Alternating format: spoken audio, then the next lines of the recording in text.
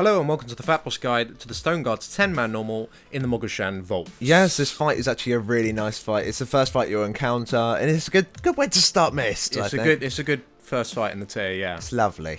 So this fight, you want to bring 2 tanks, you want to bring 2 to 3 healers, it doesn't really matter, and you want a mix of ranged and melee DPS, it doesn't matter too much. However, cleave and multi-dotters are insane on this fight. Yeah, you do, because there's so many targets to dot and shit, it's good fun. Now, the fight, you'll get 3 out of a possible 4 Stone Guards, and they'll actually rotate on a weekly basis, so on one week you won't have one, but on the next week you'll have him back. Yeah. And the out of the possible 4, there is a Cobalt, a Jade, a Jasper, and an Amethyst. And they all have a shared health pool, and they all work more or less the same, but they do have their own individual abilities that we'll cover in a minute. However, they do have shared abilities. Now the first shared ability is Ren Flesh. This is a stacking dot that is applied to the tank, however these stacks are actually unique. So basically if you have 2 mobs hitting you, you'll have 2 separate stacks. So it's not normally an issue, but if you are tanking one for a very, very long time, the stacks are going to get ridiculous and hurting a lot. However, there's so much switching in this fight that shouldn't be an issue. And the second one is called Solid Stone. When one of the mobs is away from the other mobs, I think it's about 15 yards, it gains Solid Stone, which is a 90% damage reduction on it, and it also doesn't generate any energy. The objective of the Stone Guards is to petrify the raid, and they'll each take turns at trying to petrify the raid. It's shown by a little bar. I mean, on the footage you see now, it's actually hidden underneath my grid, because I didn't really design my UI too well. But here's an image, you can see it. It's just a bar. And when the bar reaches full, then everyone becomes petrified. And when you're petrified, that's a wipe. Yeah, you're fucked. You can't move or act, and that's it, GG. However, while the petrify is going on, depending on which mob it's from, you'll take 90% less damage from the individual abilities from that mob. So for example, if it's a Jasper one, you'll take 90% less damage from Jasper abilities. Exactly. Now a Stone Guard will overload once they reach 100% energy, causing a fuck ton of damage to your raid, and also clearing the Petrify bar. Now the overload damage is actually reduced by the Petrify, so if Jasper is petrifying and then Jasper overloads, you'll only be taking 10% of that damage, so it's not too much of an issue. But if the other ones are overloading, it'll be doing quite a bit of damage. Yeah. So you want to minimize the amount the other ones overload if they're not petrifying. Now, because of this mechanic, the way it works, it completely affects the way that you position the boss. You need to make sure that you have a main tank that's tanking 2 of the guards, and you want your other tank to tank one of the other guards away from the raid, so it's not generating any energy, because you don't want him to overload. However, because you have 2 next to each other, they are both gaining energy. So you need to make sure that when they overload, they only overload when the petrify stacks are on the right person. So for example, if the main tank is tanking, I don't know, let's say Jade and Amethyst, and the other tanker is tanking Jasper, and you've just started to receive a petrify from the Jasper, you need to make sure that the main tank taunts the Jasper, so he now has 3 mobs, and the other tank that originally had Jasper then tanks over another one, ideally the one with the highest energy, because you want to make sure that the overloads are spread out as much as possible. If you do this correctly, you can make it so you never have an overload when you don't have the petrify stacks, the correct petrify.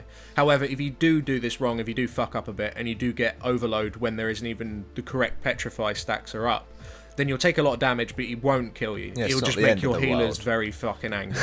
That's all it'll do. So it doesn't matter too much.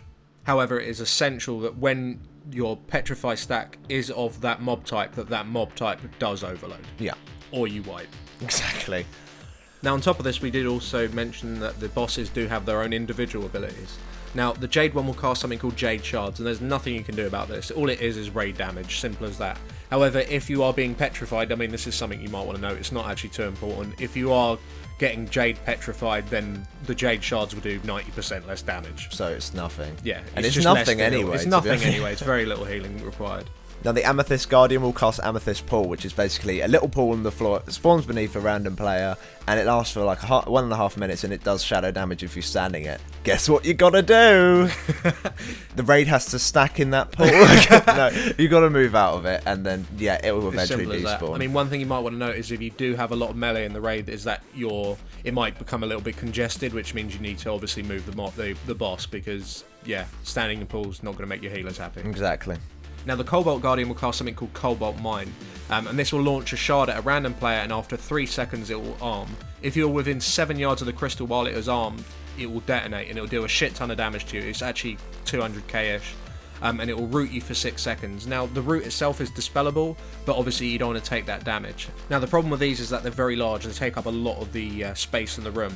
So when the Cobalt is actually doing his petrify, you're taking 90% less damage from his abilities. That includes the mines. So what you want to do is that if you are running out of room, you want one player just to run into them, get rooted, just dispel him, and just, you know, clear them up, because you're not going to take a lot of damage from it. However, if the Petrify isn't on Cobalt, you can still use things like Bubble, Dispersion, blah blah blah, all the things that reduce your damage, but it's not really necessary. No. You shouldn't need to do that. And the Jasper Guardian will cast Jasper Chains. Now this will chain 2 random players together for 30 seconds, and whilst you are chained, if you are more than 10 yards apart, you'll be taking 35k fire damage every second, and also it does 15% more damage every second that you're apart. So basically, it really fucking hurts after a while. Yeah. Basically, so what you do is that you just stand together for 30 seconds, because that's how long the debuff is. However, there's another way of breaking the chains. If you spend more than 15 seconds apart whilst you have the debuff on you, so I don't know, you spend 7 seconds apart, then go together again, and then spend another 8 seconds apart, the chains will actually break. However, this is doing a fuck ton of unnecessary damage if you can avoid it. But if the Jasper Guardian is casting Petrify, then obviously you're taking 90% less damage from Jasper Chains. So you can pretty much ignore it, to be honest, as long as you got to keep an eye on how much damage you are taking, because of how it stacks up as well. So just make sure your healers keep an eye on you and you're not a dick. So and yeah, and although the footage on the screen is obviously 25 man, we didn't have Jasper in the 10 man this week, but it works exactly the same. So that's more or less it. All you need to do is make sure that your tanks control the Petrify, make sure the right mob overloads at the right time, and the rest of it is just common sense. Yeah.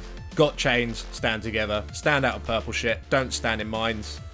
Simple shit. Easy mode. That's all it is. It's a lovely fight though. Good fight. So that brings us towards the end of the video. Thanks for watching. If you'd like to see more 10-man raid guides by FATBOSS, then please do click up on the annotations you can see on your screen now, and make sure you subscribe for more videos. And thank you for watching.